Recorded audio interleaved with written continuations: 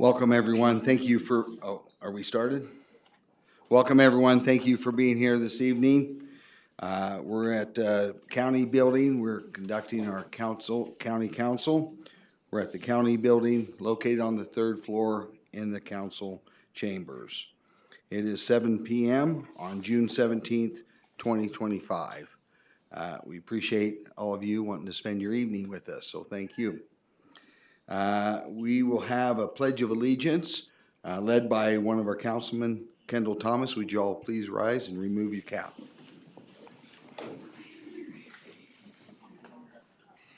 I pledge allegiance to the flag of the United States of America and to the republic for which it stands, one nation, under God, indivisible, with liberty and justice for all.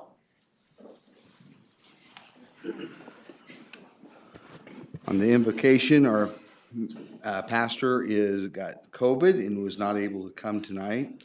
As far as roll call, we have our county attorney, Scott Broadhead, in attendance. County council, we have Councilman Strungberg, Councilman Thomas, Councilman Hamner, Councilman Wardle. Councilman Hoffman is excused tonight. For the manager's office, our county manager, Andy Welch, and assistant county manager, Brittany Lopez, is present. Nikki from the clerk's office is here taking notes for us and keeping record. With that said, in the public, thank you again. We recognize all of you that are out there. This is a time to make a public comment, and so we would open that up. If anybody in the audience would like to make a public comment, would you raise your hand? Seeing one. 4 minutes appropriate for you? Please. Will you make sure that is green and state your name and where you're from, please? All right. It's becoming old hat. I'm pretty much going to refer to my other notes from last time. Okay. So my name is Terry Durfee, and I am a lifelong resident of Tooele County. I'm here to speak against the expansion of the Tooele Valley, Utah Inland Port Authority area. I live on Burmester Road, so I am very familiar with the current site. For one, do we even have enough water to continue all of this development? Can someone please show me the comprehensive hydrological study to demonstrate the available water? Because water rights does not equal available water. You may have noticed that our water situation this year is not so great and is looking to be a huge problem for this coming year. In fact, the Great Salt Lake is just a little over 30% full right now. Also, I still haven't seen a reasonable report on the economic viability of the current port location, let alone expanding it by more than double its current size. Also, with tariffs and the economy being how it is, isn't it logical that the need will lessen under the current circumstances? So how does it make sense to expand? With the government's desire to eliminate the Board of Education and seemingly invest significantly less in our education system, should we not consider the impact of further tying up tax differential that would not go to our county education? Furthermore, there is still active litigation regarding the constitutionality of the Utah Inland Port Authority, so it seems premature to make decisions on expanding port areas that could easily be impacted by the ruling of the litigation. It should 100% not be approved. Thank you. Thank you. Appreciate it. And that will bring us down to Councilman Wardle. Mr. Chairman, I'd like to make a motion that we amend this evening's agenda and add to the agenda the Boys and Girls Club recognition on item number 6 and label it 6A and move Community Recognition Award to 6B. Hearing a motion from Councilman Wardle on amending the agenda, is there a second? Second. Hearing a second from Councilman Thomas. All those in favor say aye. Aye. All those that may oppose say nay. That carries. We'll turn some time over to Councilman Thomas for the recognition of the Boys and Girls Club. You want to go down there and do it?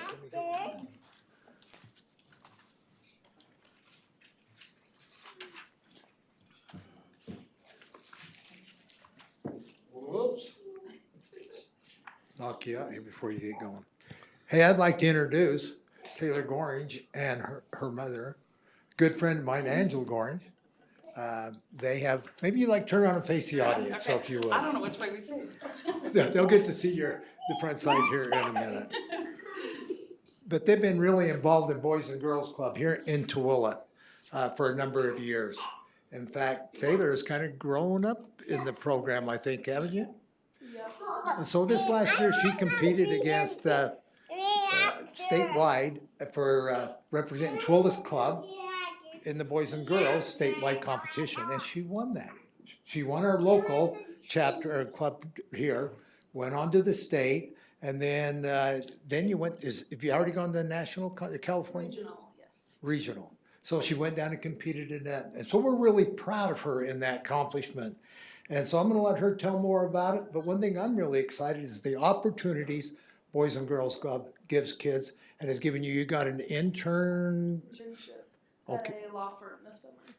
Very good.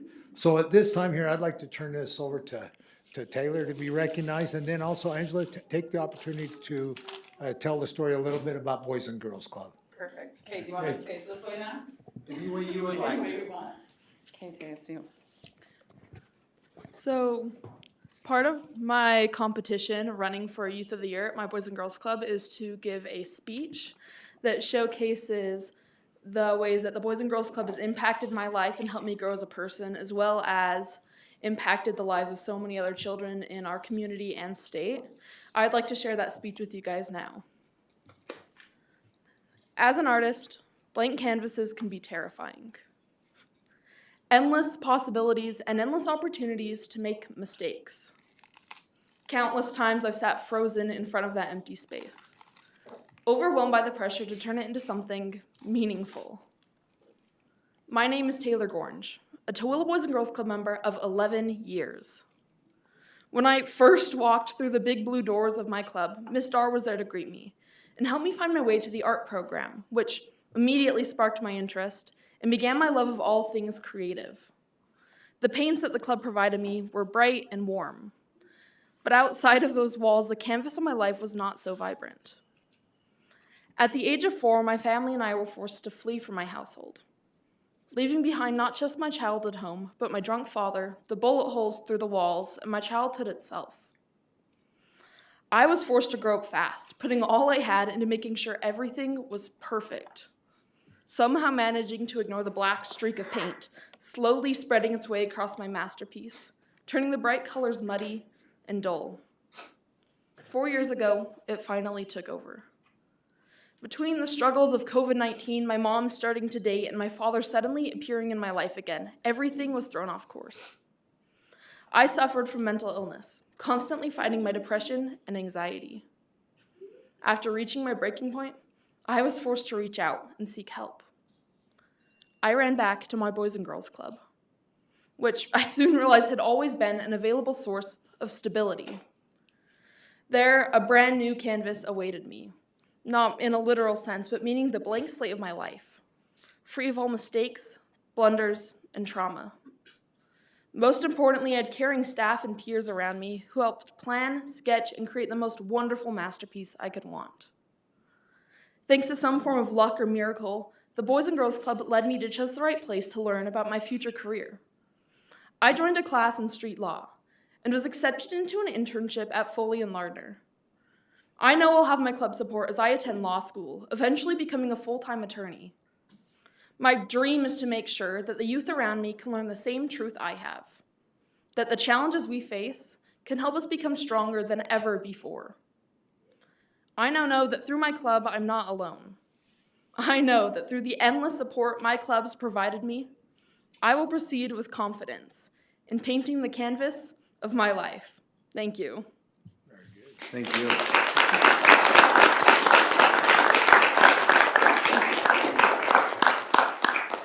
All right. I should have gone first, and she should have gone last because she's a much better public speaker than I am. I usually speak to, like 100 children, but not adults. So I'm going to give you a quick rundown of the Tooele Club, and then we're going to tell you just a little bit about our programs out here. Boys and Girls Club first opened in Tooele 21 years ago, and then we began construction on the current location that we're at now about 3 years ago because we found that the buildings we were in weren't big enough to support the growth in Tooele. And so we're now at 310 South Main Street, just right down from here in the old sports mecca, if you guys are familiar with that building. And we opened our new facility in September of 2023. So we've been in there about a year and a half. Okay, you want to do this one? Since opening our new building, just the teen growth within our club has been more than 40%. Right now, registered for the school year, we have 271 members, and for the summer, 166. Every single day, we have 86 junior members coming into our club and 23 teen members coming to find the support of their staff. The hours that we offer for our kids, we're open in the summer from 9 a.m. until 6 p.m. and we offer affordable rates that are a lot cheaper than going to a daycare. So it's $225 for our junior members and then $100 for our teen members. And then during the school year, it's very affordable rates. So we do after school until 6:30 p.m. and the cost for the whole school year is only $20 per member. The Boys and Girls Club offers a variety of programs, such as developmental and social support for young children all the way to teens graduating from high school. They have social, emotional, and learning activities. You can be mentored by the caring staff within our club. We do in-house weekly therapy, as well as healthy lifestyle activities and a fine arts program. Okay, some of the other things that we help families with are the financial and then home support. We do free school pickups from some of our school locations out here in Tooele. We have free lunches and dinners for our members, homework help, the affordable rates for families. We offer take-home food bags monthly. And then we have, I'm actually super excited about this one because we have some teen employment options that are brand new to Tooele. So that includes 2 of our teens, Taylor and one other member from Tooele, that are doing the internship with Foley and Lardner law firm in Salt Lake. And then we also have kitchen positions where some of our teens are able to work in our kitchen and serve meals to the kids. And then also a variety of access to community resources. Our club also, for the older children and the teens in high school, offers life prep lessons, which includes college and career readiness, scholarship opportunities, leadership and fundraising programs, community service opportunities, networking opportunities, and assistance with interviews and resumes. Some of the resources that we are in need of in Tooele are additional transportation needs, supply donations. We always can use more volunteers, and then continued community resources. And that's our presentation. Do you guys have any questions for us? It sounds like a full scale that you're engaged in, so thank you so very much for that. You don't only live it, but you breathe it and you speak it, so thank you. Did I introduce myself? I don't know. No, but your name tag's there for me to see. Okay, yeah, sorry. My name is Angela, and I'm the director out here. So I apologize for that. Wonderful. Okay. Any other questions or comments? Please. First of all, Taylor, thank you for your speech. Thank you. It is marvelous to see that you landed at a place that was safe in a very difficult time in what you're doing. Angela, I've known you for a very long time, and it is impressive to see how you have grown as a Boys and Girls Club to the place that you are today in servicing so many. And it feels a very important need in our community, so thank you. Thank you. Thank you. Anything else, Councilman Thomas? Okay. Thank you very much. Thank you very much for your time. Councilman Wardle, will you take over the control of the meeting? Let's move to the next item in the agenda, which is our community recognition awards. These will be presented by Chairman Jared Hamner.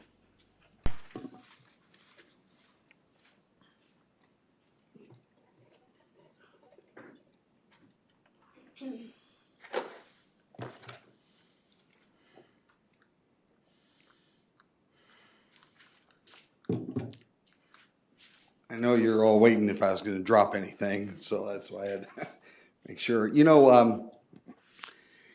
may have heard me repeat this once before, but it's time to do it again. Winston Churchill, who was called the British Bulldog, during World War II, was able to get British to combine together and continue to fight the regime that wanted to take them over, and ultimately, along with some assistance from the United States, they were able to defeat Germany at the time during World War II. During that time, Winston Churchill made a comment that I think is applicable for today. He said that everyone throughout their life, there will be a time when opportunity taps them on the shoulder and will ask them to do something that is unique and particularly to their skill level and their ability to perform that. Then he went on to say how sad that day would be if it found that person unwilling and uncaring to perform that. That is just the opposite of what happened. In what we'd like to recognize is, let's see, is Robert and Shane here? Did you come up? Let me just tell you, and I'm going to read this real quick if you're okay, and then you can tell us a little bit. Thank you for coming here tonight. I don't know what your favorite TV show is, but you're missing it tonight, so thank you for being here. The council collectively would like to recognize Robert Reed, Shane Zandbach, for their heroic actions that saved the life of an 8-year-old girl at the Stansbury Lake on May 7th, 2025. When the unthinkable happened, Robert and Shane did not hesitate and acted with courage and clarity and compassion. They quickly entered the water, brought a young girl out safely, and administered life-saving CPR. Their swift response and selflessness made all the difference, turning the moment of crisis into one of hope. Their actions embodied the very best of our community.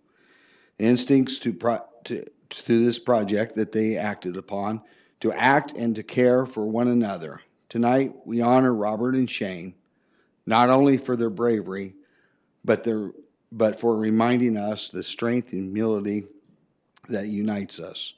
Please join me in giving them a round of applause.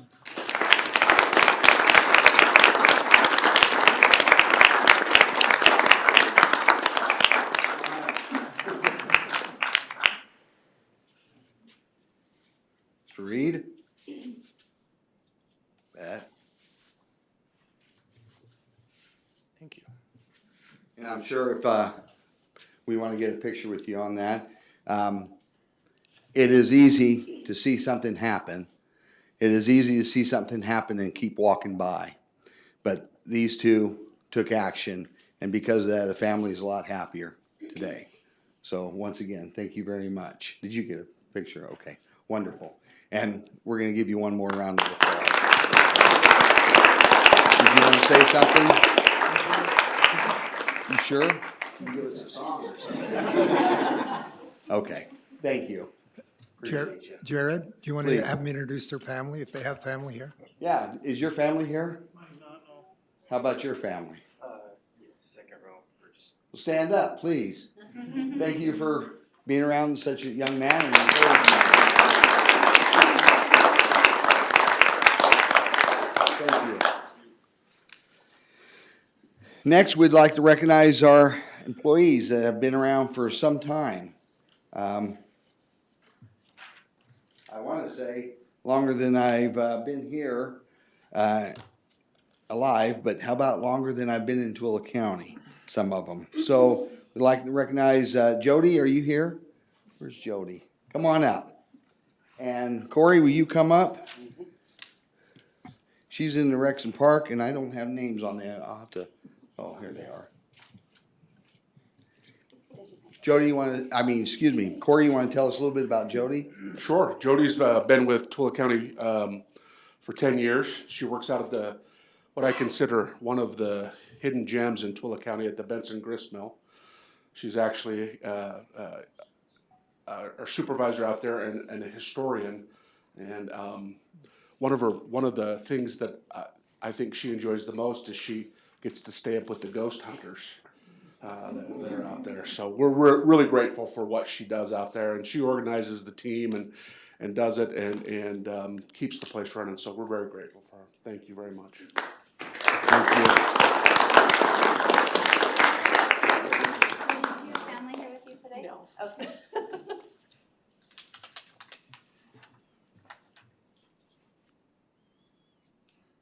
Thank you.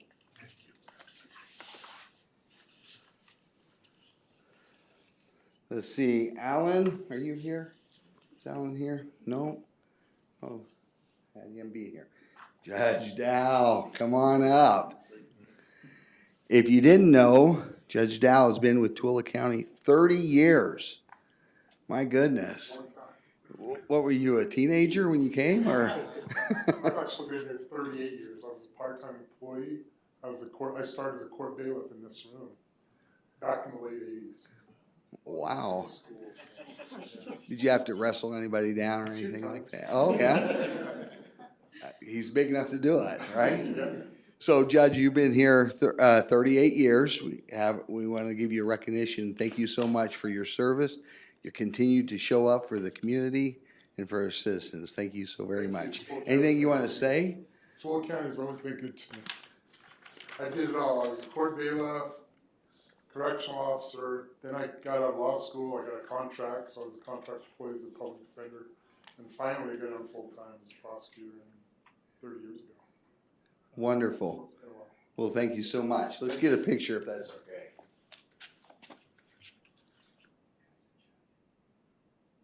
Thank you.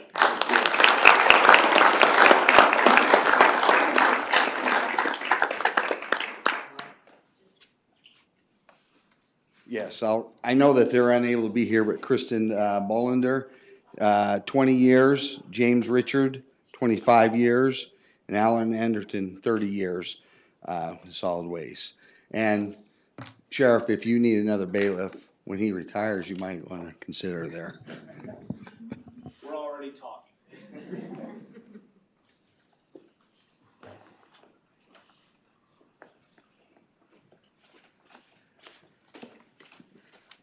I'll turn the time back to the chairman now. Before I do, are there any motions you would like me to accept and honor? Oh, my goodness. Okay.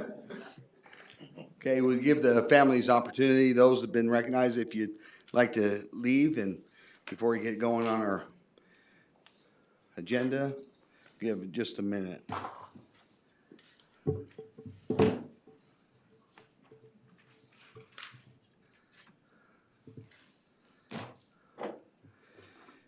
Okay, Corey, thank you for coming up. This brings us down to the peak construction update and the Parks and Rec presentation.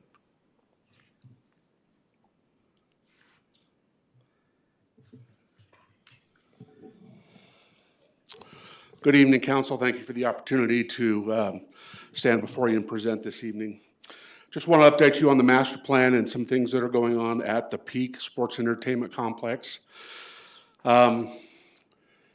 This picture's 2 weeks old, so it looks a little different than this now, but the leisure pool, outside walls are close to completion. The locker room upgrades have begun, and the lap pool will follow. They're working their way out of the site. So if you don't see, this is one of the two pools, so just understand that.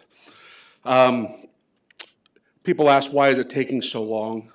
And so I just thought I'd go over a few things. There's over 2 miles of linear, there will be over 2 linear miles of 16-inch pipe under and around the pools. In addition, 2 additional miles of small pipe. There are 25,985 tons of imported fill to backfill 17 feet deep. A normal story is 12 and a half, so about a story and a half. 6,000 bolts, nuts, and washers that have to be hand torqued, holding up just the perimeter of the two pools. The pools hold 1,087,037 gallons, or approximately 145,000 cubic feet of water. All the water weighs over 9 million pounds. And when it's all said and done, that pool, because it's engineered correctly, will only settle 1/16 of an inch. So to get all that correct, it takes some time. So phase 3, the parking lot is done at the softball and Peakview Park complex and in use. So it triples the amount of parking stalls there, which was desperately needed. The playground is being installed at Peakview Park. Shade structures and pavilion are under construction. The new trail and path are completed. through the park and head east towards the softball complex. It's been graded out for the path to go up and around the complex and head east, or north, excuse me. And then phase 4, the fields and RV parking is in final reviews before bidding. Okay. Before I move on, are there any questions about that? So we got phase 1, phase 2, they're moving towards completion. So like the pool, when do you anticipate the pool opening up? So the pool will open in spring of 2026. It'll be completed this year, but not in time to open.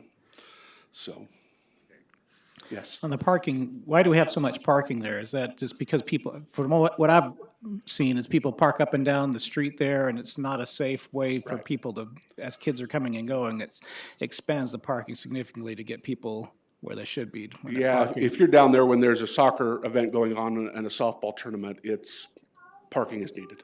So, and then we're adding a destination playground on a park, so it was needed. So, Hey, Cory, just one thing as you look at phase 4, and I think we talked about it before, but as we look at the sports fields, I think there's still the intention of some of those being natural grass, some of them being artificial.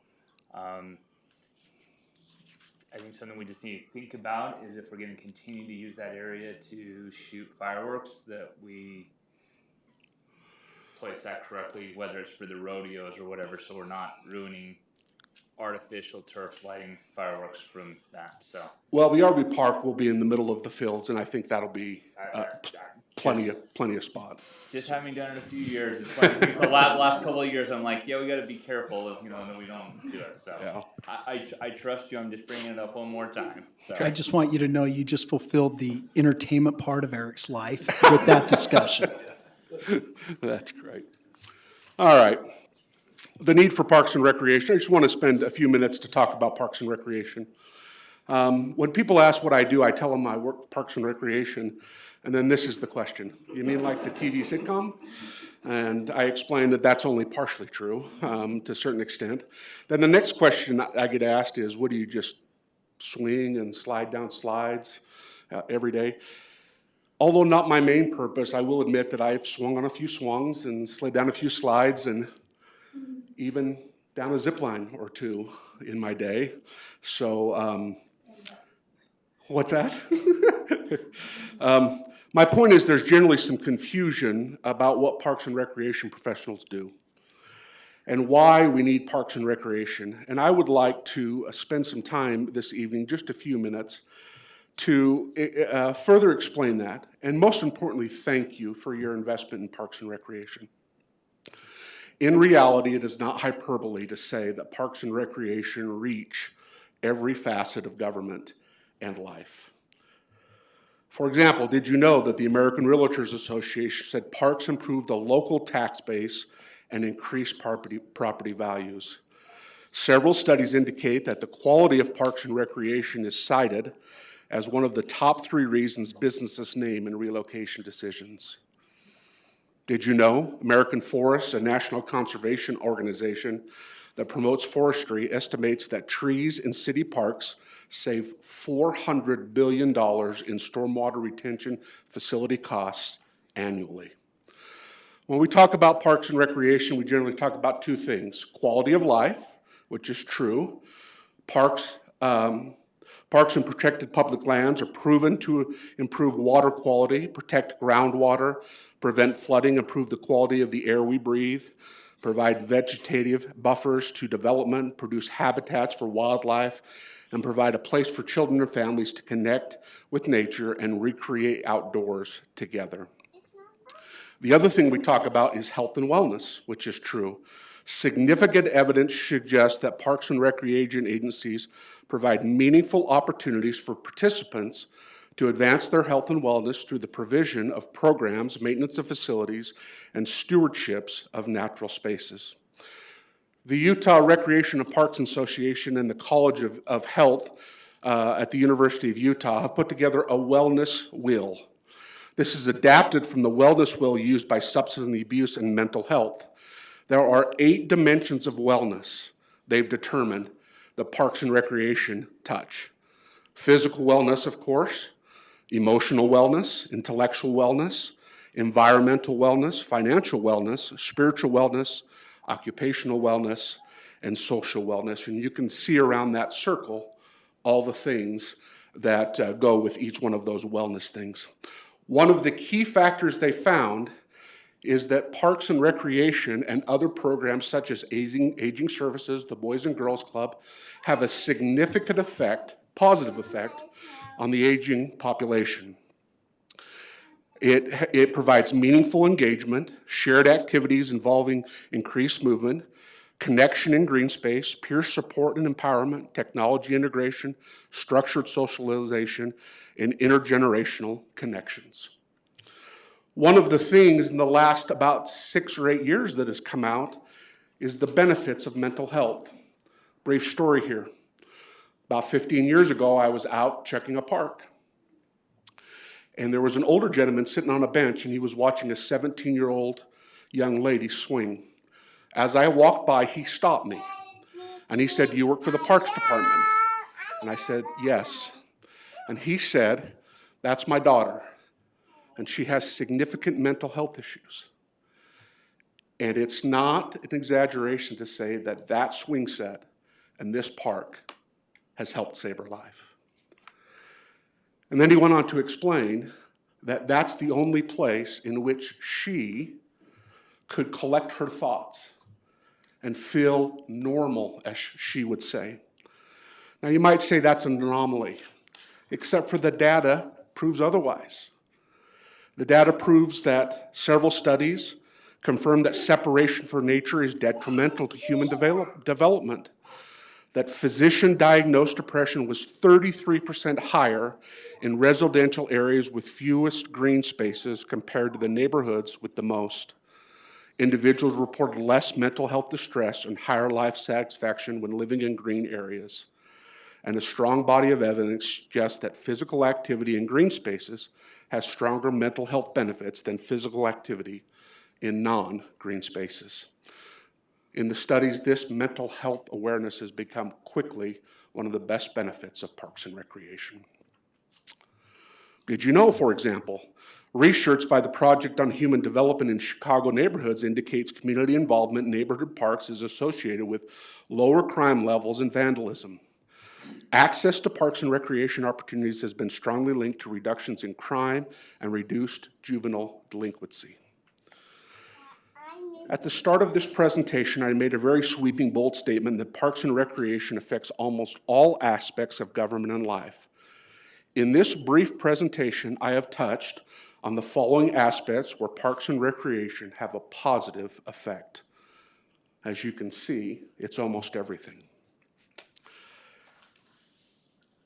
The data irrefutably indicates that an investment in hiking is an investment in a better quality of life.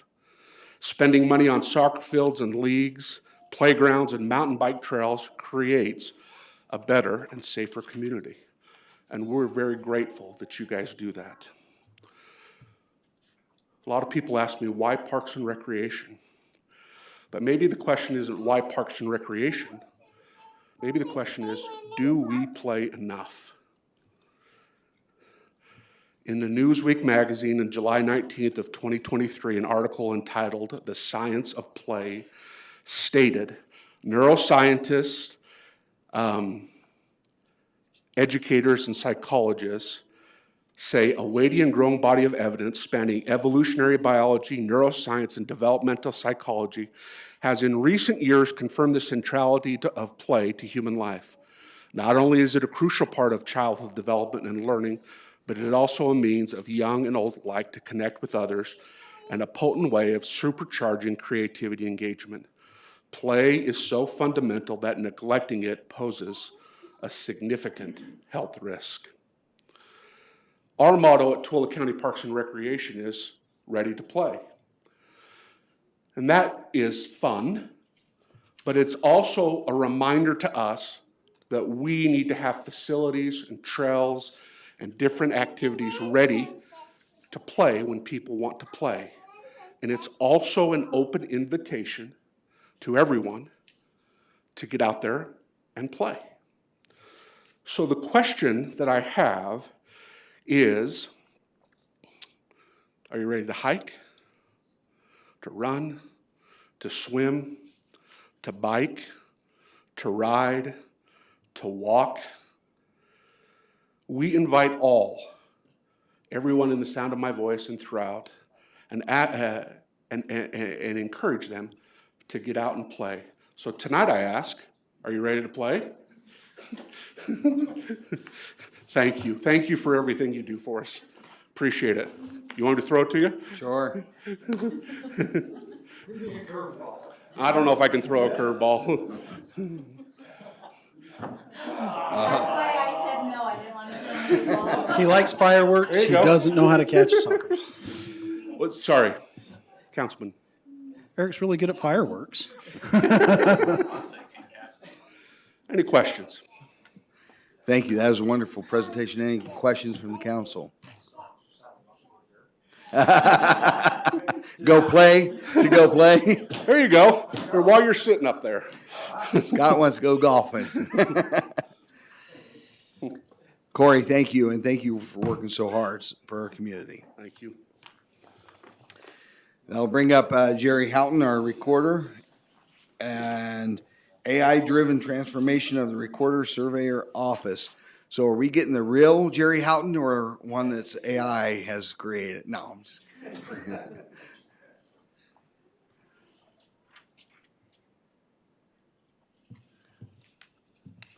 Jerry Houghton, I'm the Tooele County Recorder Surveyor. I just wanted to let you know a couple things that we're doing.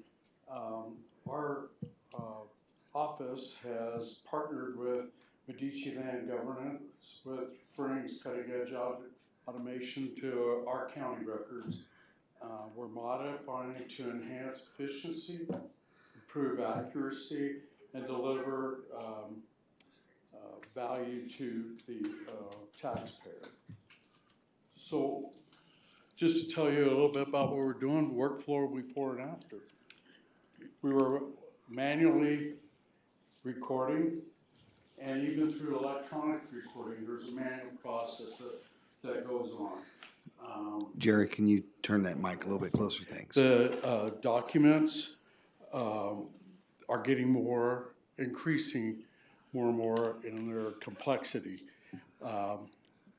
We, just this last year, we started off in 2024 with 47 tax areas. And as of, today, 92 tax areas now. So the whole 150 years before, only the 54, now we're up to 92. And that's because of the PIDs, the IFD, the Laporte, and Laporte project areas, financing, all this stuff has gone into create. Now that doesn't mean everybody pays those taxes. It's the people that live in those areas will eventually be paying taxes for items that are within their area, whether they're infrastructure or parks, whatever. These steps are time consuming that we have, plus it invites human data error every time we go in and we get a new document, we have to index it. What we're moving to is an AI-powered process. Digital submissions, streamline the intake, AI-assisted reviews will ensure accuracy. Automated recording provides instant verification 24 hours a day, and the citizens will see results.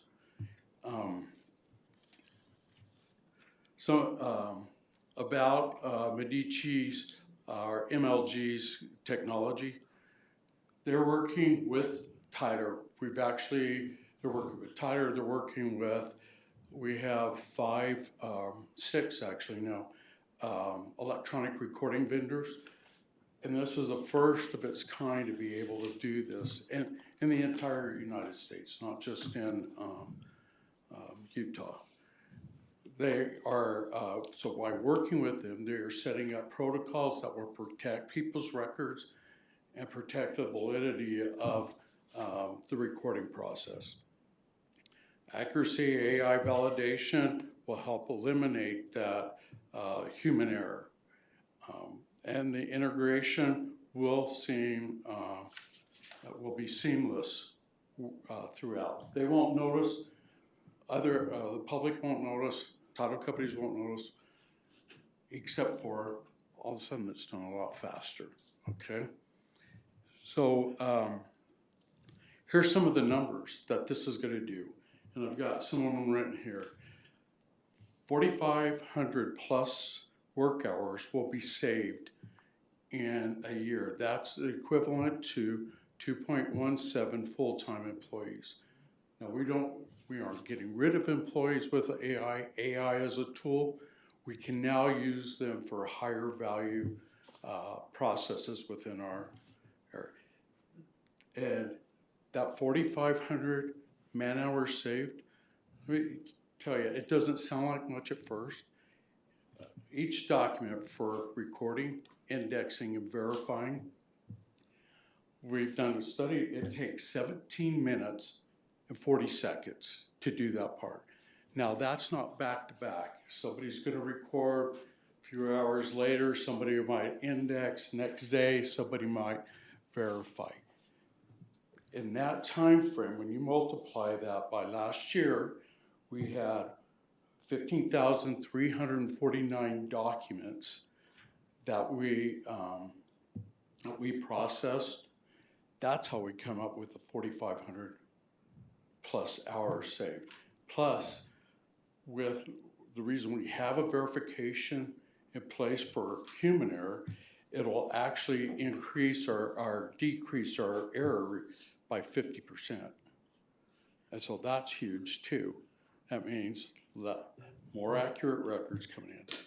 And then with the assumption that we are utilizing the lowest paid employee within our office, which that's not true. Sometimes I jump on and record, or I might index a whole variety through the whole, but that savings just based on the law is $152,685.52 worth of savings in 1 year.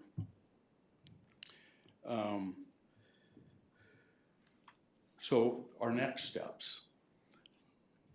So if you look, I have crossed these out on mine, but originally we were July 25th, we were gonna start training. We started in May. We're ahead of our schedule. We weren't going to do education and feedback system sessions until August. We've been doing that May and this first part of June. And then we were gonna be rolling out in September. We are going to roll it out by the end of this month. So, and I know I've talked to you guys a little bit about, we have 24-hour submittal now. I recorded yesterday for some documents as I was jumping on. So 24/7, we'll be the only one in the state of Utah to do that. There's some that do the submittal, but nobody's doing the 24-hour recording yet. So we'll be the first in the state to do that. We've been working with, like I said, with all of these parties. Tyler, which went really well, and these electronic recording companies, and they're all on board because they see this coming. And so with that, I just wanted to let you know that is what we are doing. You guys challenged us at one time. You guys said, we don't have a lot of money for more people, but we have money for technology, and I've taken that to task with our office. I have super people, we're all utilizing AI for training and to enhance our record keeping system. What this will do too, if you were to record a deed with me, probably in 10 minutes or you would know that it was indexed and stuff and the property was in your name. And then we will be updating the outside records too on our interactive map and everything. So everybody sees it now and not months down the road. So Thank you. I have a couple of questions, Yeah. if you don't mind. In your office before that, how long did it take to record a deed? If you physically had to do that? If you physically Estimate. came in, well, we talked about, if you physically came in, you were probably 15, 20 minutes while we went through the process. My job was to come up and entertain you while my staff actually did the work. You know, ask you how your kids were or whatever. Yeah. And so that's what, where we're at. We've also provided, it's not just, title companies, lenders, realtors, and stuff they could do. We also have we're the first one in the state, and I think we're about in the, there's probably 2 or 3 dozen people before us nationwide that offer to the general public the capability of recording their documents from their home in our office. That means somebody doesn't have to drive out from Wendover, Ivapaw. They can get online. So it does a number of things. It saves the fuel, it saves the capacity on the roads, and it's, once it gets in there, you look for the accuracy in the stamp and move on. Absolutely. And you're saving 150 something, you're not gonna get that back, just so you know, you're not getting that in your office. Yeah, I kind of figured that anyways. But no, that, like I said, this is a tool. First off, everybody's a little bit afraid that this is gonna replace their job. It's not. It allows them to do something that's of higher value. So I will be asking to be able to raise them up to the jobs that they will be doing now. Well, thank you for looking outside the box. Any other comments, Councilman Wardle? You know, 3 years ago, Jerry, you and I have had some really good discussions over the last few months. And one of the things is you took AI seriously when we started talking about it. And I think that your humility there tonight is very admirable. However, I'm not going to let you be humble for a minute. Jerry's office has now become the subject matter expert in the state.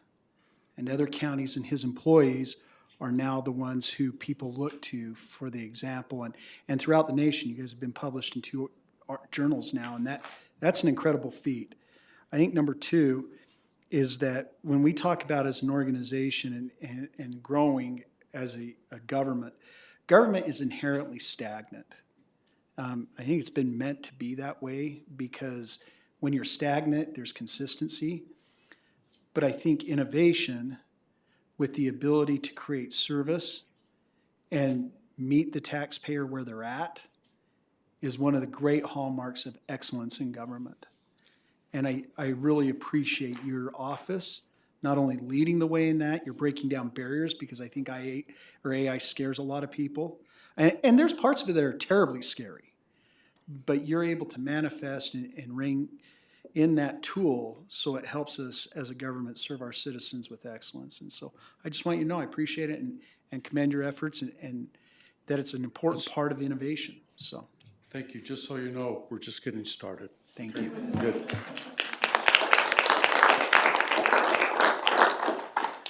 That will bring us down to, thank you again, minutes on June 3rd, 2025, the meetings for the minutes.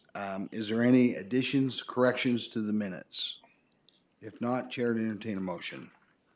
Reviewed minutes, and they seem to be accurate. I'll make the motion that we approve our June 3rd minutes. Hearing a motion from Councilman Strongberg, is there a second? Second. Hearing a second from Councilman Thomas. All those in favor say aye. Aye. All those may oppose say nay. Those minutes are now approved. That'll bring us down to the check registry. Again, on our website, you can look at all the checks that are written from the county to whatever parcel it may be going to. And you can certainly inquire of those. With that, Chair to entertain a motion for the check registry. Make a motion, we adopt the check registry. Hearing a motion from Councilman Wardle, adopt the check registry. Is there a second? Second. Hearing a second from Councilman Strongberg. All those in favor say aye. Aye. All those that may oppose say nay. That is adopted. That will bring us down to the consent agenda. Emergency service request. We'll bring up Bucky Whitehouse.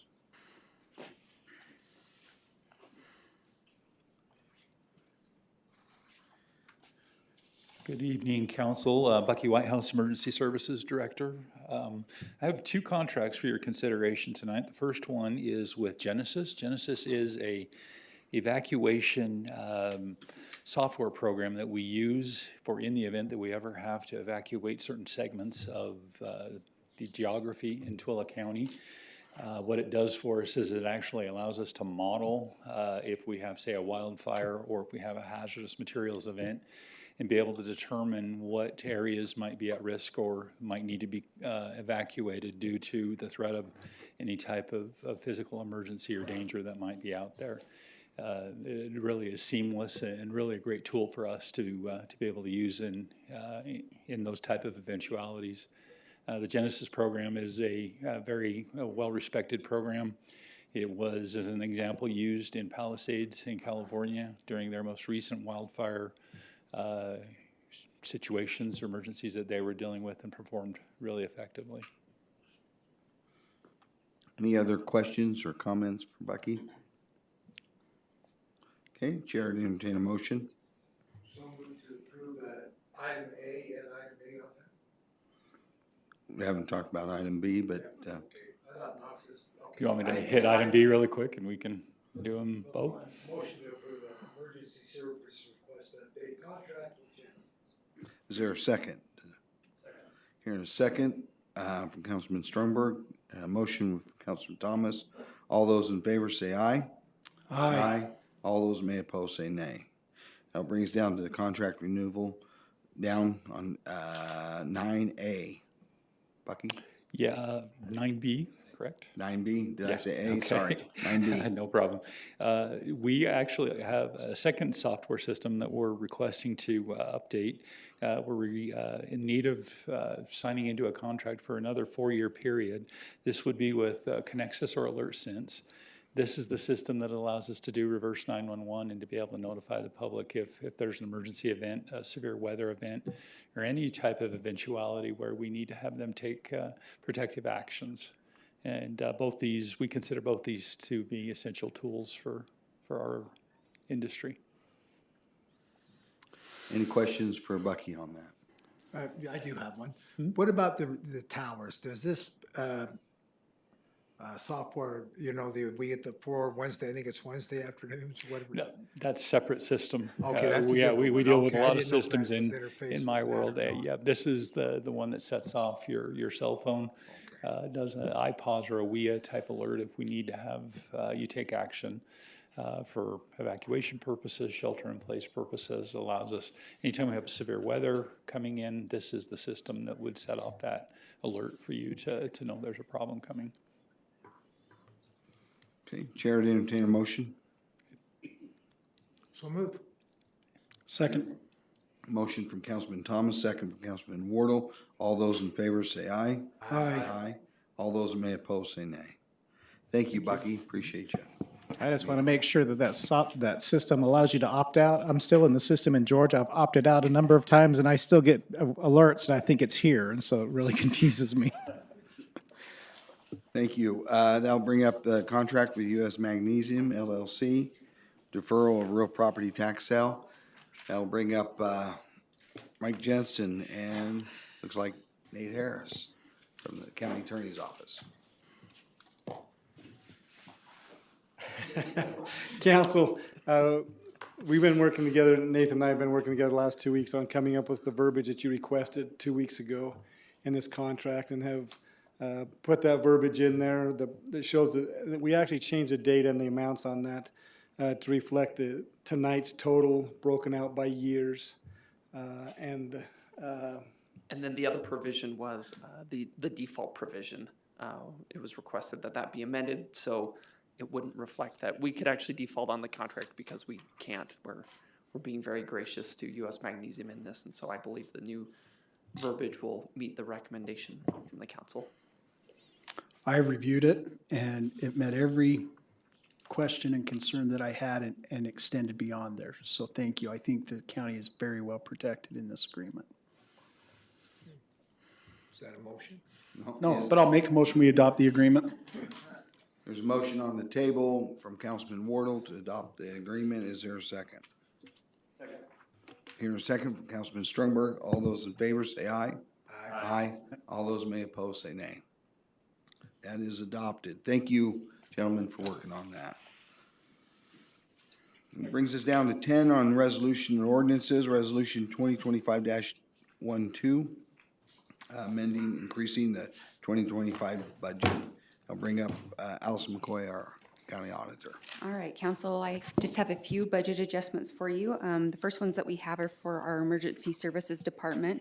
The first one is a $5,000 adjustment related to some software that had an inflationary factor to it that we need to increase for. The second one is for our wildfire program. This is kind of a hot topic right now, something that we're working on. Pardon the pun. Yeah, that's true. Based on our wildfire activity, we have to pay a certain amount to the state. We do have increased wildfire activity, and so we weren't quite sure what our commitment would have to be at the first of the year, and so we're just increasing for that to meet that commitment for the year. So just a reminder to everybody to put out your fires, no target shooting, all those kinds of things, if I can put a plug in right now. And that's because if they increased it so that they can participate. If we don't, then it's on us. Yes, that's right. This is what allows the state to come in and help us if we have those large fires like we did in Soldier Canyon and things like that. Okay. The next one that we have is for the clerk's office. They had some reclassification of their employees. So this will cover the difference in salaries and wages for that. Next one that we have is for the weeds department. They have now moved into their new building, and so this is to finish up the rent for the building where they were at. We just wanted to make sure that we knew exactly where they were at before we did that adjustment. And then the last one that we have is for the health department, and this is grant related. They received some grant funding for some prevention work that they'll be doing out in Wendover. So. Any questions or comments, council? So my juvenile mind, I had the first one, increasing the human services fund. I'm so grateful you emphasized services because I just watched the Seinfeld episode of Festivus and the human fund. And it just runs through my head every time I see that. So thank you very much for the emphasis. You're welcome. Anytime I can help. If there's no other questions, then thank you. Chair to entertain a motion for open up public hearing. So moved. Hearing a motion from Councilman Wardle. Second from Councilman Stromberg. All those in favor say aye. Aye. All those may oppose say nay.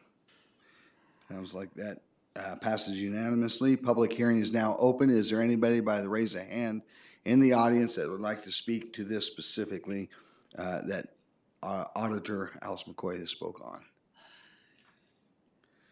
Seeing none, Chair to entertain a motion to close public hearing. So moved. Second. Hearing a motion from Councilman Stromberg and a second from Councilman Wardle. Close public hearing. All those in favor say aye. Aye. Any opposed say nay. Hearing none, public hearing is now closed. Chair to entertain a motion for approval of resolution 2025-12, amending, increasing the 2025 budget. So moved. Hearing a motion from Councilman Wardle. Is there a second? Second. Hearing a second from Councilman Thomas. All those in favor of resolution 2025-12, say aye. Aye. All those who may oppose say nay.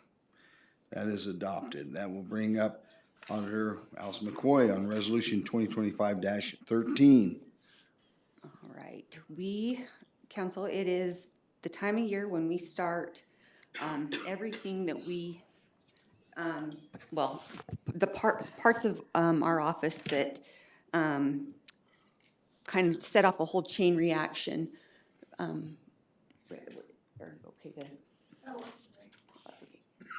Okay, so this is the start of tax rates, valuation notices, appeals, everything. So this is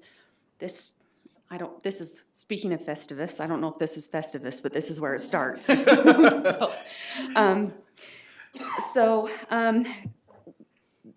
How we get here is the assessor's office well, it starts in January with the recorder's office. They finalize all the types of property, all the ownership changes.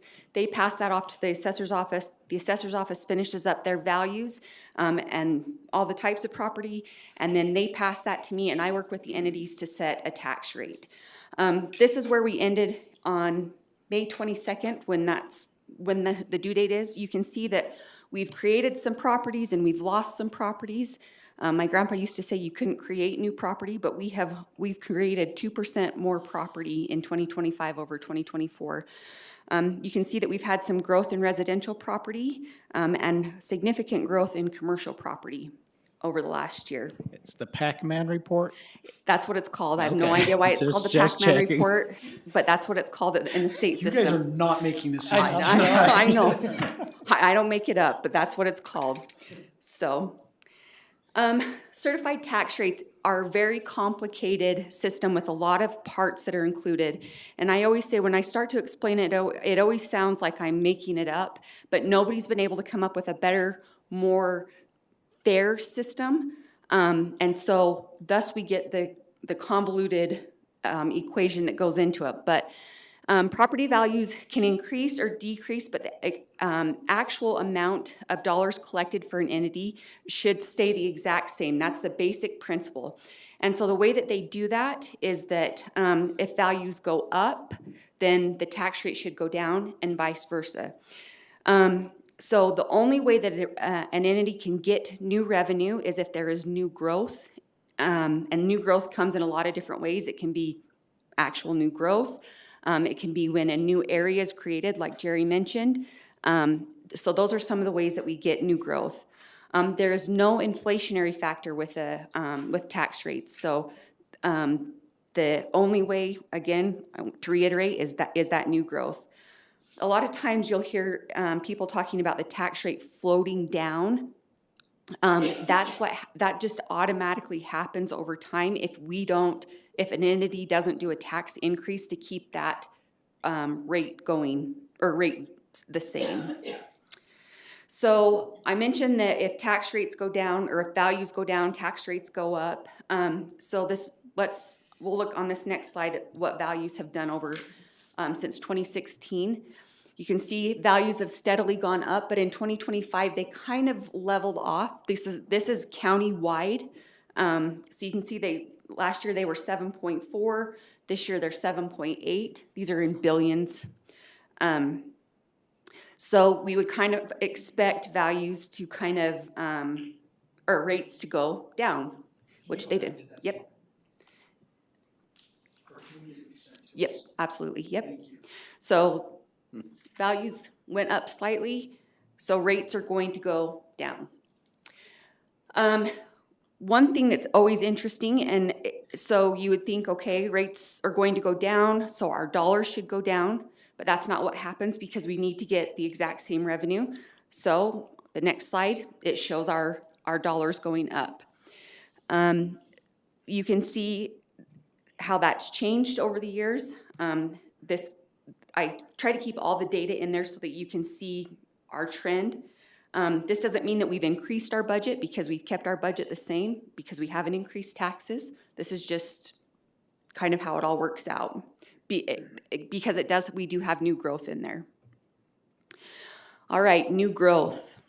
This is a substantial increase, almost, it's 167% increase over last year, which was like startling to us. We wanted to make sure that we had those numbers right.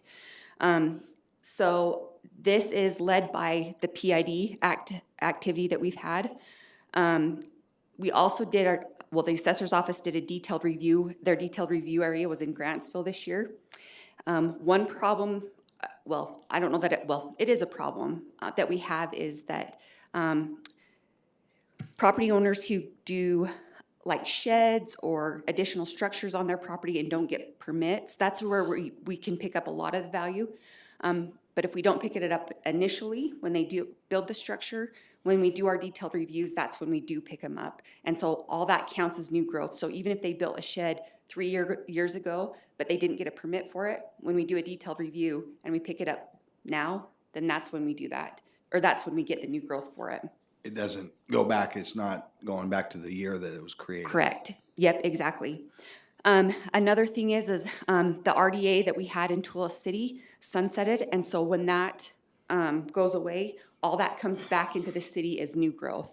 And so a lot of factors at play this time, and kind of an interesting year and an interesting time to have. I don't know. Well, we probably won't see an RDA sunset or a CRA sunset in our time again. So an interesting time to be in Tooele County.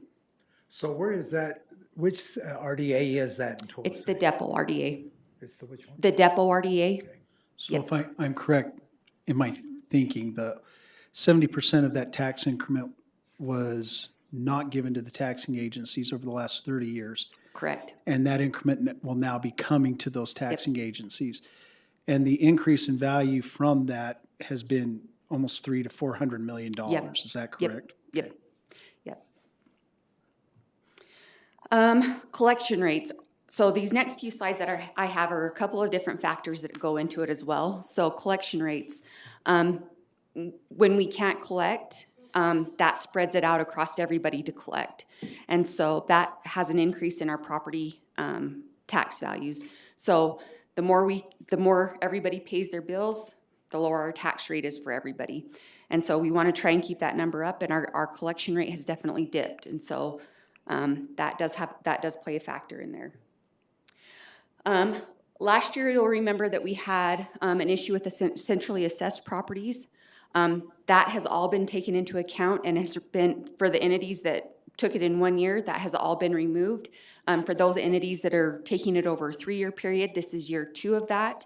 And then next year will be year 3, and then after that it will be removed. So there's all of that's been already factored in and taken care of as part of this. So our rates for 2025, this is Tooele County only. This is not any of the other entities like Tooele City, Grantsville City. This is Tooele County rates only. So our municipal service rate, you can see we have 893, and that will generate the 2.1 million. I won't read off the mill levy rates because these are decimal points, but the county general one will generate 8.5 million. County health is 1.1 million, and assessing and collecting is 2.7 million. When we do our budget, we're at a little bit of a disadvantage because we're a calendar year entity, so we kind of have to guess what this is going to be 6 months ahead of before we know. All of these amounts we made our budget. We weren't we budgeted good. The fiscal year entities are kind of at an advantage because they get to know right now what they're going to collect, and so but we did good. We were right on budget. Any questions about this process or about the rates, or I think I'm missing a slide because I did have a comparison slide in here. I'm not sure where it went. I'm not sure where my comparison slide went, but we do have 2 entities this year that will be considering tax increases. Stockton City will be considering a tax increase, and the Tooele County School District will also be considering a tax increase. They will be doing their truth and taxation meetings in the August timeframe, and they'll be responsible to put out information for their hearings. So on the record then, we're not increasing taxes. Those taxing entities and any calls that should come in about those tax increases should be directed to the appropriate people within that city or the school district. Yes. That's my public service announcement. Yes. And then just for the public as well, valuation notices will be going out the week of or near July 22nd. So when you get those notices, what you'll be looking for is just make sure that the value of your property looks correct. Of course, you may not be satisfied with the dollar amount of taxes that you have to pay, but that's not typically what you're appealing. You would be making sure that it looks like the value's right. If you don't like the value, you can call into the assessor's office and we can work on an appeal, make sure that the bedrooms are right, that we've got if you don't have the basement finished, but we're showing that it's finished, we want to get those things right, and so we want to work on those appeals with you. So, all right. Any other questions or comments? Alison, I have one. In does the or the Auditors Association maybe have a video that kind of explains this for the common person to review? Yep, UAC put together a video quite a while ago, well, a few years ago, and so there is a video out there. The State Tax Commission has a website that has some great information, PowerPoints, so there is quite a bit of information out there, and I'd be happy to pass any of that along as well. So I just think it's wonderful. Everybody here just got an education on how it is calculated or by what measures you go by and the empirical data, how it appears. For the common person out there saying, hey, let me see how did you calculate this? They can go to those videos and see how that's done. absolutely, yep, Wonderful. yep. Okay, with that, that will bring us down to Chair. Entertain a motion for Resolution 2025-13. Second. Hearing a motion from Councilman Thomas, second from Councilman Wardle. All those in favor, say aye. Aye. All those that may oppose, say nay. And then, 14 we also discussed. I thought, Alison, why are you going, sit down? She went through that also, the resolution 2025-14. And 15 if you want to get. And 15. Is there any questions or comments? If not, Chair to entertain a motion on 2025, 14, and 15. Hearing a motion from Councilman Stromberg, is there a second? Second. Hearing a second from Councilman Wardle. All those in favor say aye. Aye. All those may oppose say nay. That is adopted. That'll bring us down to ordinance 2025-02, rezoning 40 acres. That will bring up Trish.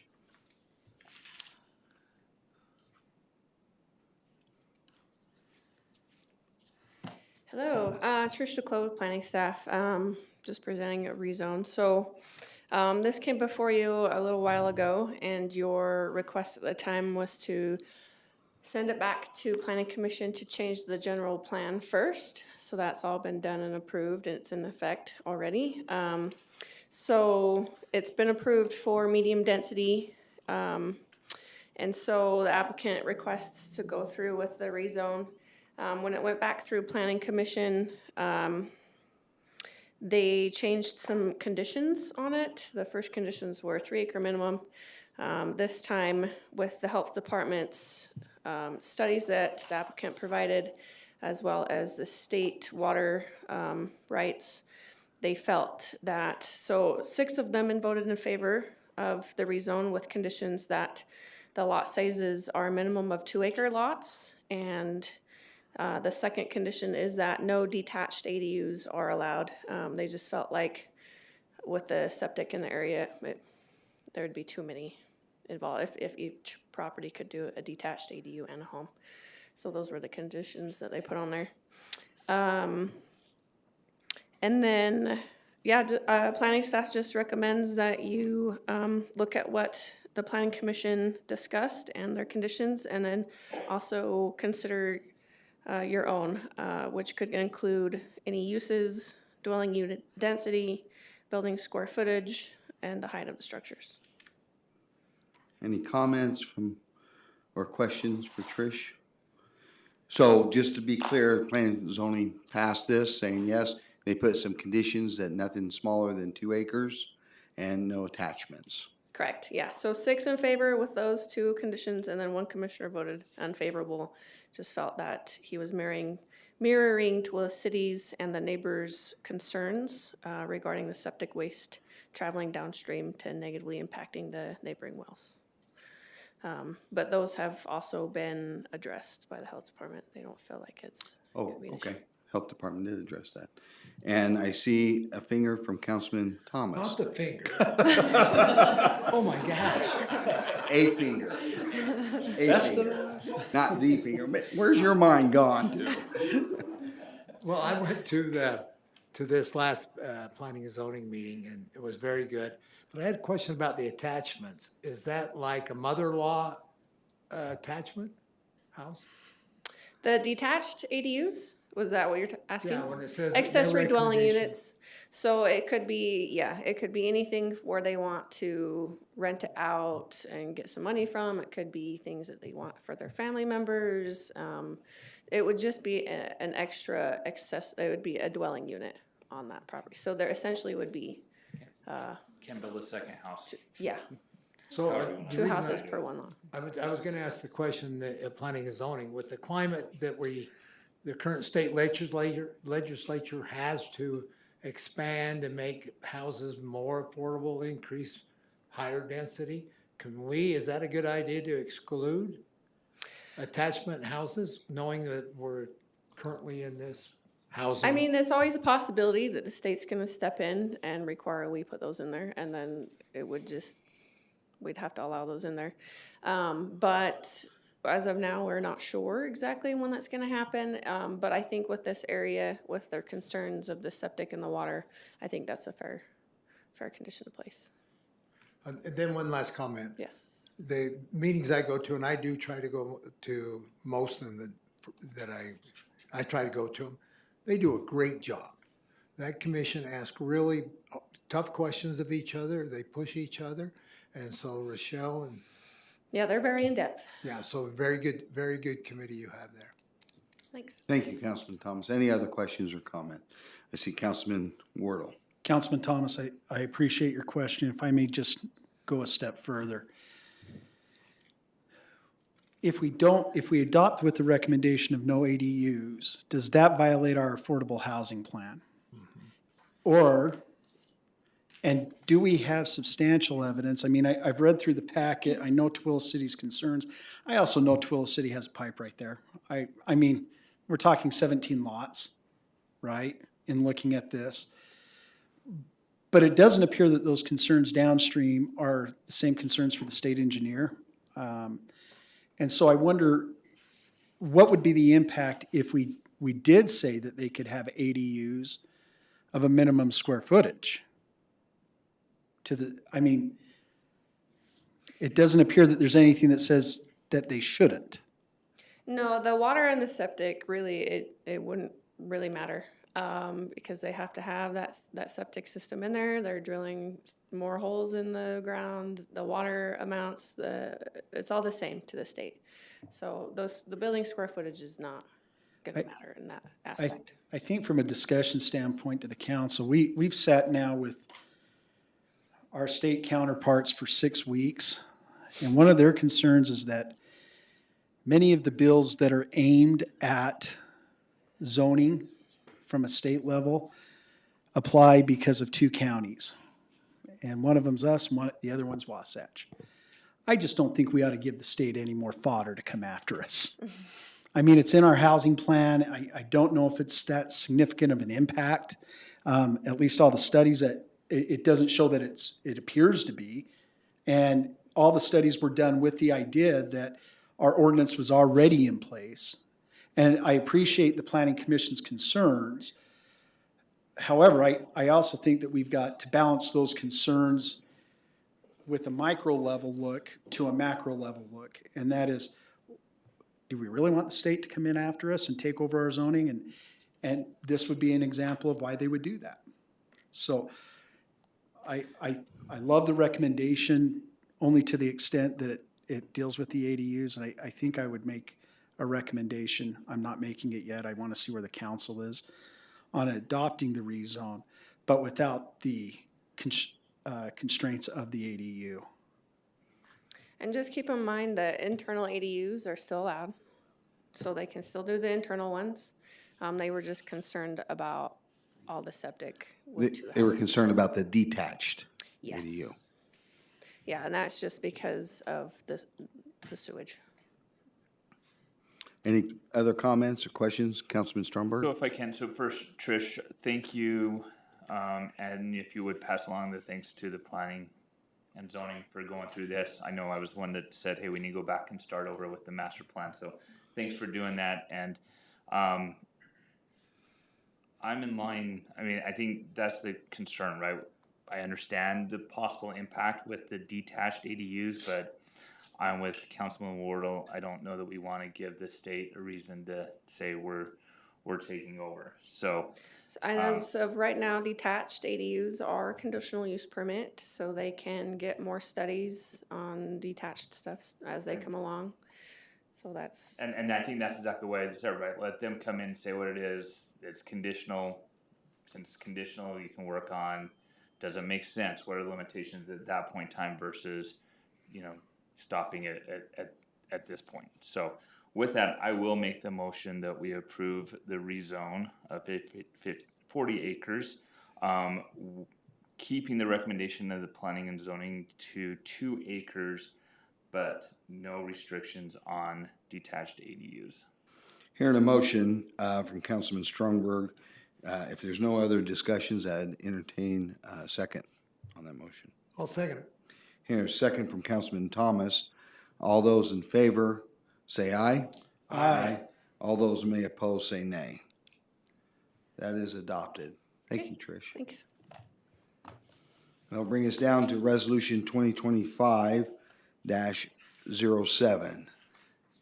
Nate, that is a beautiful tie. I love it. I try, just don't look at my socks. Okay, I'll try not to. Are they stance? No, just regular white socks. I was lazy today.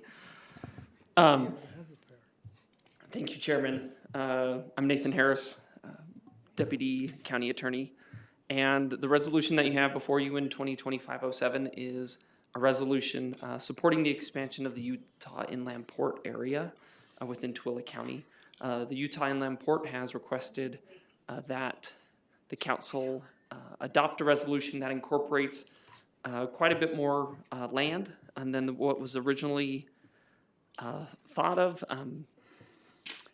You guys have that map. The shaded areas, I believe they're in red. If you have a color one, I've got a black and white. They're kind of orange. This is a different map than the one that I have. But you can see all the yellow orangish areas are what they are asking you to adopt. And the green areas are what is already currently approved. In Resolution 2023-09, you guys consented to the creation of that green area. And what the Inland Port is asking now is to add the approximately 342.277 acres of that new yellow area. They have quite a significant additional portion, but they wanted to exclude some wetland areas that they couldn't actually build on, and so what you see is just the buildable areas. Is there questions? Not, we have Chuck here. You want to come up and speak to the matter? And crew? Sorry. My name is Chuck Ackerlow. I'm one of the partners in this project. I'm an associate. I'm here tonight with one of my other partners, Mr. Matt Smock. We can address any questions that you may have, but we developed this simple little map to show you that when we purchased the property from Morton Salt, they demanded that we buy a significant amount of their wetlands. Morton Salt owns, I've heard numbers all over the place, but somewhere between 10,000 and 18,000 acres out there surrounding their land, and a lot of it goes along the freeway, and a lot of it is wetlands. The company that bought Morton Salt is trying to divest itself of a lot of this property, and so while we only chose to buy what you see in the yellow that's right above the green area, which is our current project, that's really what we wanted to buy and develop because that's not in wetlands and so forth, but they made us take the rest of it. So we've got nearly 500 acres of wetlands, and we have no intention of developing them. We have no intention of doing anything but leaving them as they are.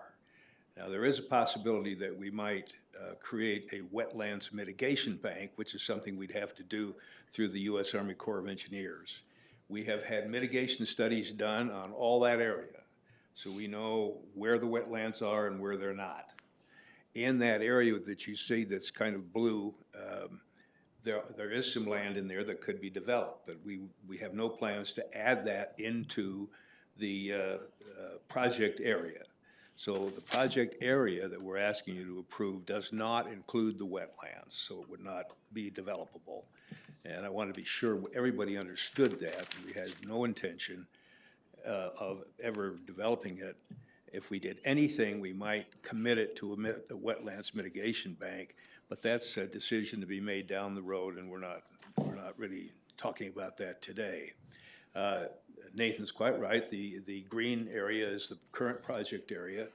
By adding that piece above, you were all wise enough as a council to adopt a transportation plan which takes a road right off the freeway exit and entrance and comes down. You'll see we built part of it, and we're going to complete it through Morton by building that other small part of that road so it connects with what's called Sunstone Road.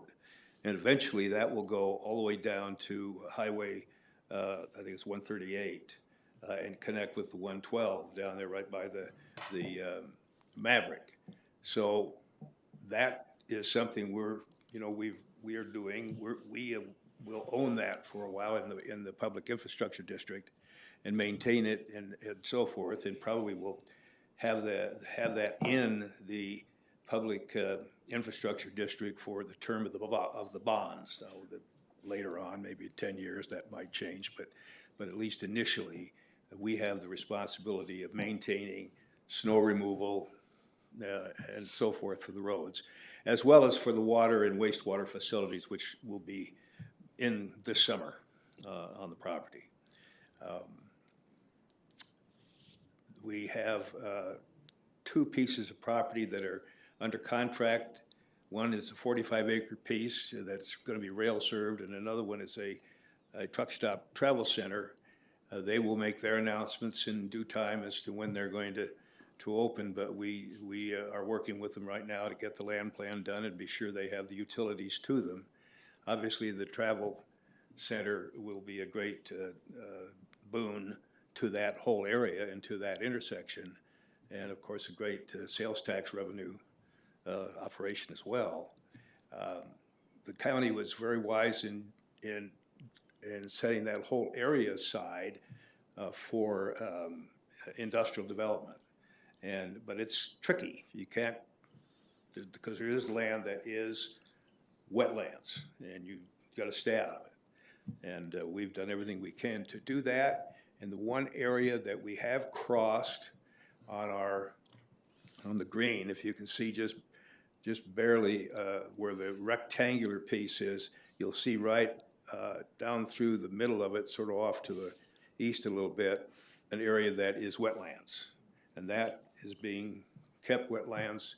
We're not using it for even the discharge of wastewater. So I'll answer any other questions you might have. Council, any questions or comments? Yep. Please, Councilman Wardle. And Chuck, I appreciate the discussions we've had. Kendall, I understand that you met with Chuck a while ago about this project, and the recommendations that you had about with the homeowners and them getting together has solved some of the problems we've had.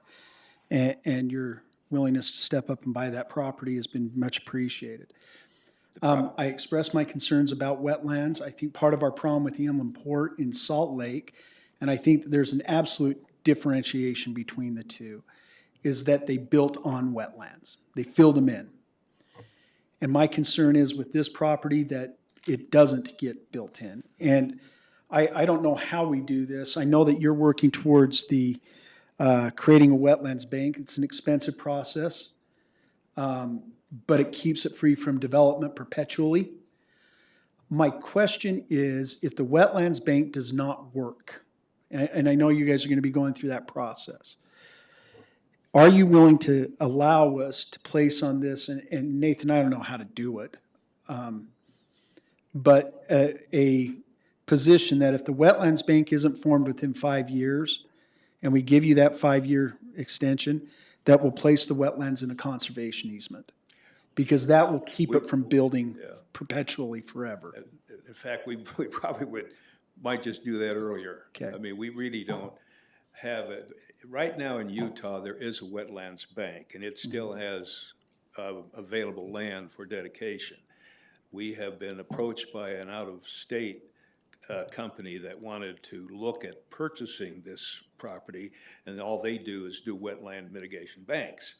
But when they came to see us and look at what's going on in Utah, they were concerned that there wasn't there wasn't enough demand for yet another wetlands bank.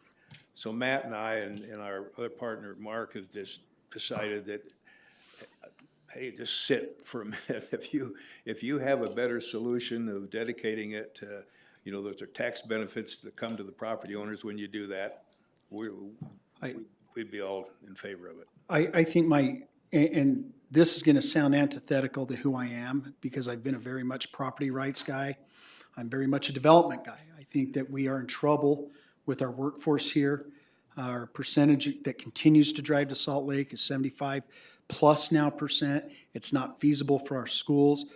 And I do believe this, but I studied these wetlands in college extensively, and the benefits of the wetlands matters. And I think had the wetlands not been developed on in Salt Lake, we would not be in the position we're in, the state is in litigation. So I think it is critical that we find a way to either record, and I don't know what's the best way to do it, make it part of our motion and then we follow up on it. But I think either the wetlands bank is a benefit to you guys because you're able to make money off it by transferring those wetlands when someone develops either in the state or somewhere else. I firmly believe that's a great solution. But I also think, secondly, if it goes into a conservation easement, that's got to be recorded within 5 years, period. I think part of your team is raising That's not a problem. One of the things that is a problem, though, with wetlands mitigation is that all of that property has to have standing water in it part of the year, at least part of the year. And some of it doesn't.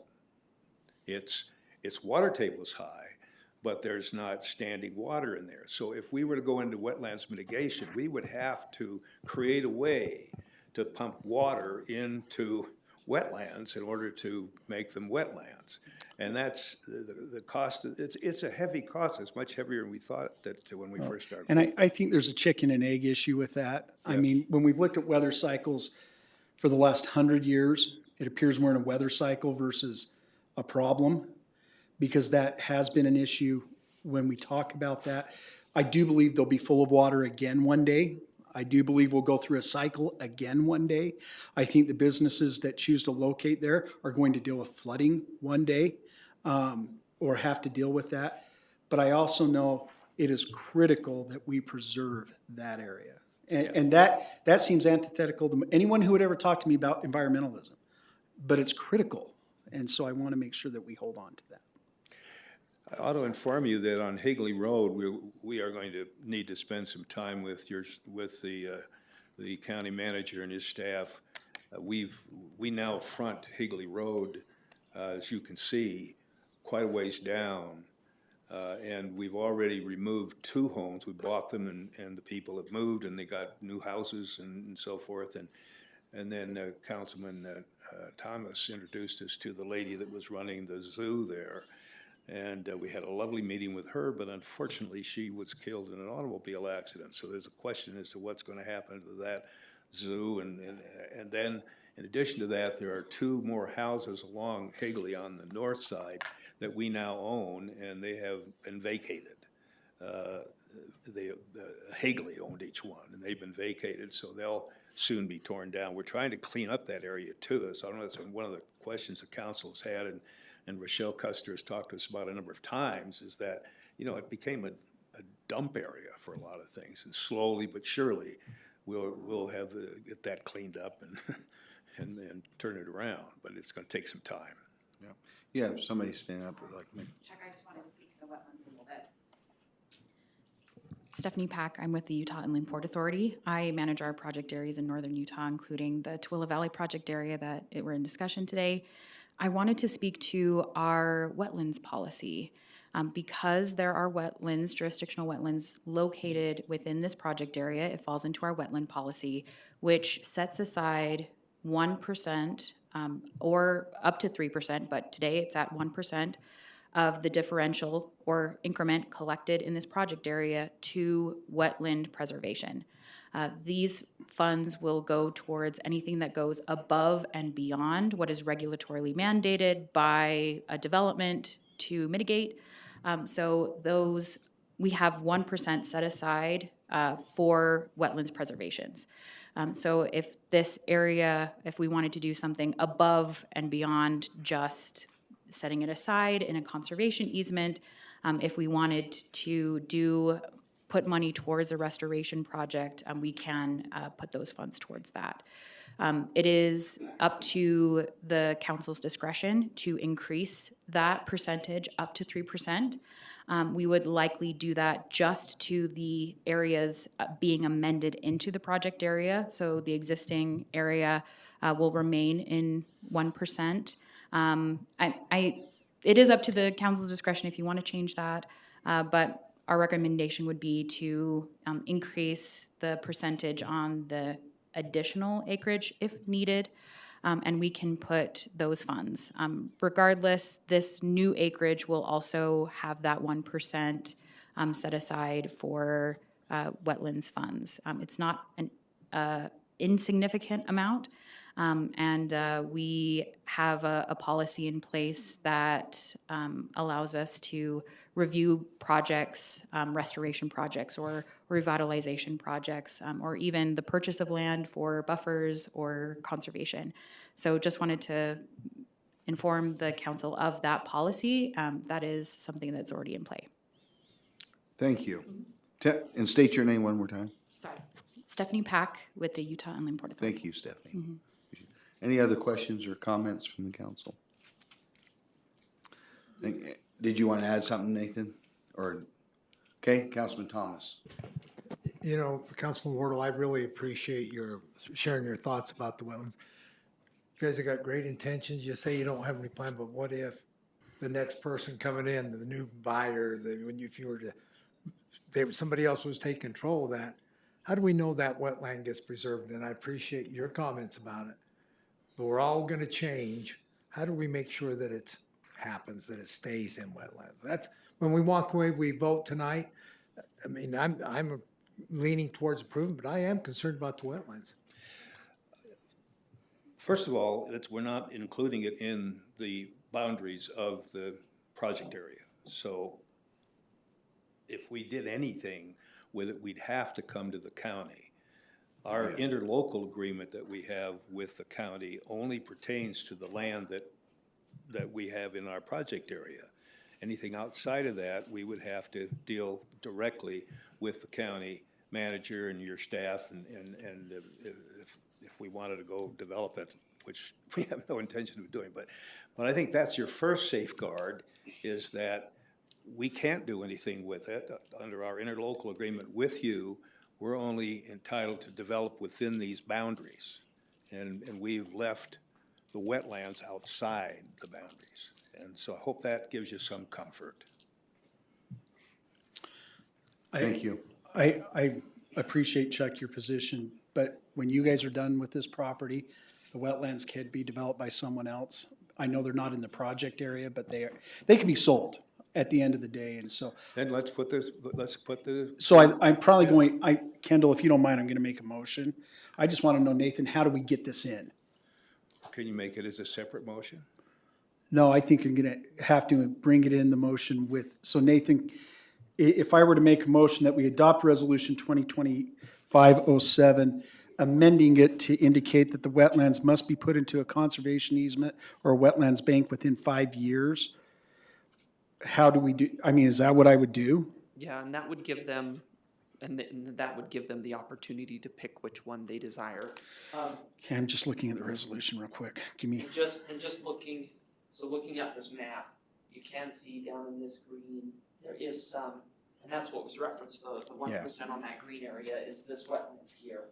And then in this area, there, you can see this section, which is also that wetland. So if you did want to increase it, it would be, their recommendation would be to increase it for this new area.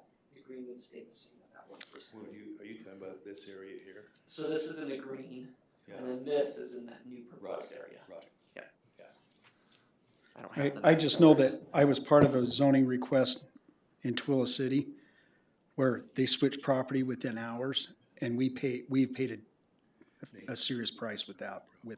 So I guess the question is, do I add a whereas statement? Do I make a whereas statement, or how do I do this?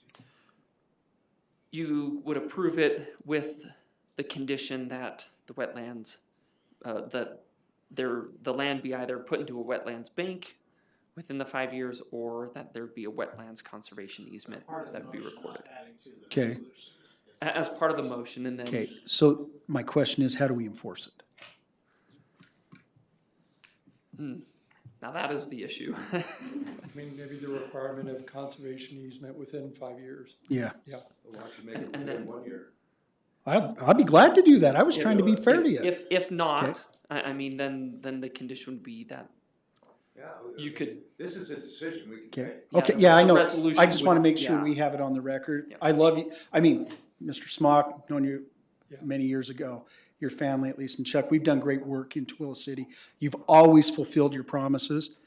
But I remember when Matthew Arbochet passed away and we had a bunch of property up on the east end of Tooele that went to someone else, we had to go through a very difficult process again there, and I just don't want to do that. So here's what I'm going to make the motion today. So, well, just real quick, if you were to put the 1 year on, Okay, it's unlikely that this would all be developed in that 1 year time, and we would have time to rescind, essentially. so Mr. Chairman, I make a motion of Resolution 2025-07 that we adopt the supporting resolution for the expansion of the inland port project area within Tooele County limits with the following two conditions.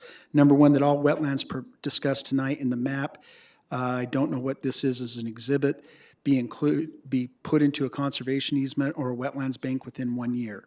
The second condition is that we recommend the increase from a 1% to a 3% mitigation cost to the Inland Port Authority for wetlands within the project area. Hearing a motion from Councilman Wardle, is there a second to it? Just clarification, Councilman Warder, is that the entire area or just the 3%?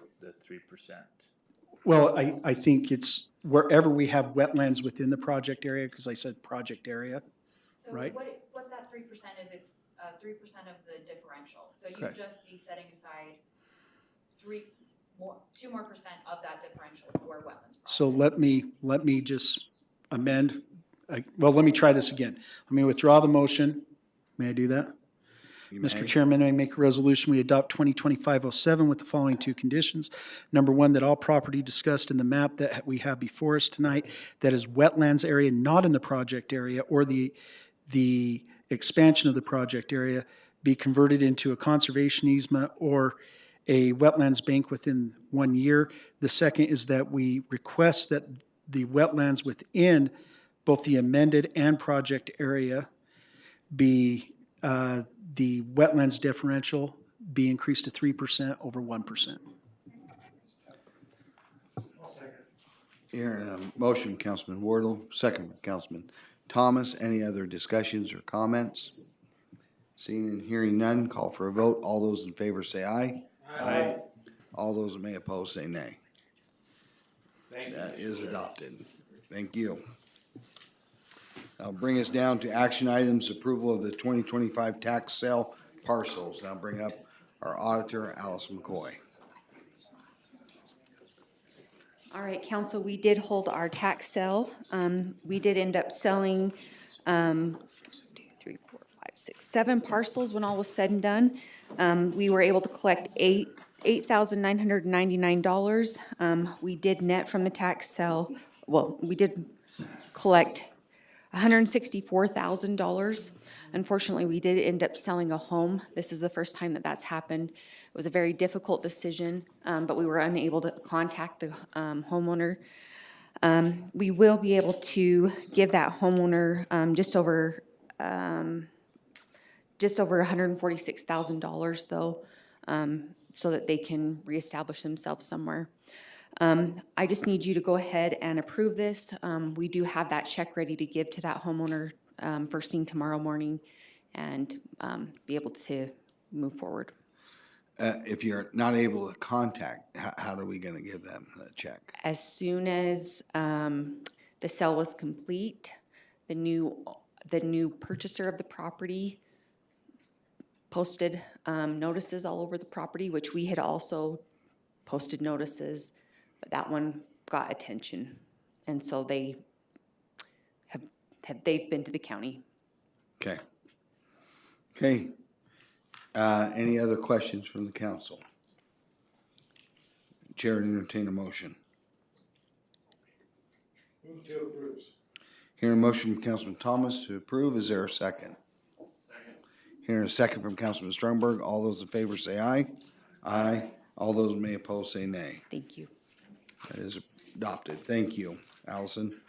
That'll bring us up for approval to apply for the 2026 Rural County Part A grant. Brittany Lopez. Good evening, council. Brittany Lopez, I'm here as a representative of the Community Economic Opportunity Board. I slow my brain down and my mouth. I came to you a few months ago with some recommendations of funding that we give to businesses. So what I'm coming to you tonight is so we can apply for that funding to do that all over again.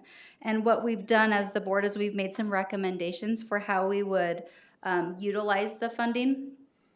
As you all know, we have a contract economic development professional. So this grant is what pays for that. We've allocated some funds to continue to work on the water line project for water line and sewer line infrastructure for Wendover Airport. Some funding for the small business grants. The Alpha Maps subscription, this is a subscription that we can use we've partnered with Tooele City on this one. I might need your help on this. And what this does is this gives us information within the community of where people are spending money, what they're spending money on, those kinds of things, so we understand the patterns that happen within the community. And then our community development takes in an administrative fee. So these are an idea of what we'd like to apply for the grant, and if we get it, this is the way we'd utilize the funding. Okay, any other questions or comments? Okay, thank you. Brittany, Chair, to entertain a motion. Second. Hearing a motion from Councilman Stromberg and a second from Councilman Wardle. All those in favor say aye. Aye. Aye. All those that may oppose say nay. That is approved.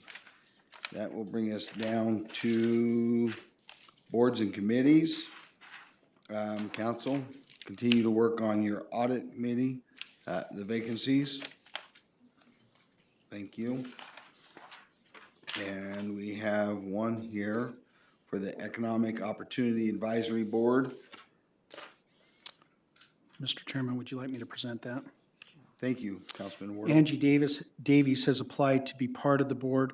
She works for the Department of Workforce Services, which we don't have to, but they've had a seat on that board traditionally. I make a motion that we place her on the Community Economic Development Board.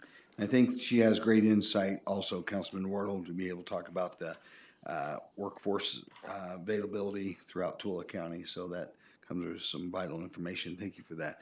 Hearing a motion from Councilman Wardle, is there a second? Second. Hearing a second from Councilman Thomas. All those in favor say aye. Aye. Aye. All those may oppose say nay. Thank you. That is adopted. Welcome, Angie.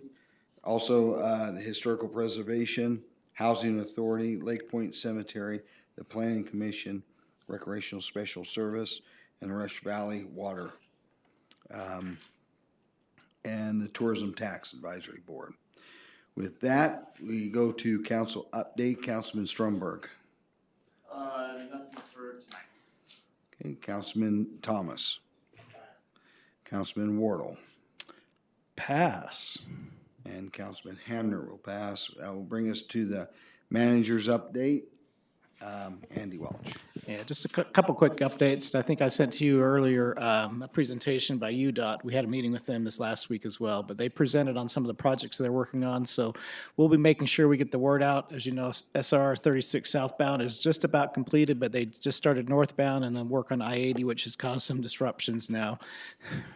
No, it started really early this morning, actually. So the construction continues, but we did have a good conversation with the chairman and some of our staff with UDOT this past week on some of the things that we're working on and things that we need to work on together. So I think it was a really good discussion. As well, they'll be doing some work on SR 36 south of Stockton, some drainage repair, and then they'll be adding some additional lights on some of the left turns on 36 as well. So the work continues. So we appreciate the work with UDOT. The last thing I sent you a couple of days ago, I guess right before the weekend, was this congratulations to our HR team. They won first place at a wellness council conference in Salt Lake with PEHP for the first place in social, physical, emotional, financial well-being program that they've been putting together. And so appreciate them kind of stepping up and for that recognition as well. So that's all I have for tonight. Thank you. I see down here the demolition derby, is that going out for bid then? Or has it gone out? It wasn't a bid this year. Oh, it's up next year? Okay. It's up next year. Thank you. And let me just say that I want to thank Nate and Scott. Thank you for reviewing. We've given them a task to review some of the state code, county code, going through and making sure that county is right where we need to be, and we'll be continue to make some changes and bring those forth when those are appropriate. With that said, we have some land to talk about in a closed session, so the chair will entertain a motion to go into closed session to talk about some. So moved enthusiastically. Hearing a motion from Councilman Wardle, is there a second? Hearing a second from Councilman Stromberg, we'll take roll call. Councilman Stromberg, how do you vote? Councilman Thomas, how do you vote? Councilman Hamner votes aye. Councilman Wardle, how do you vote? We are in closed session.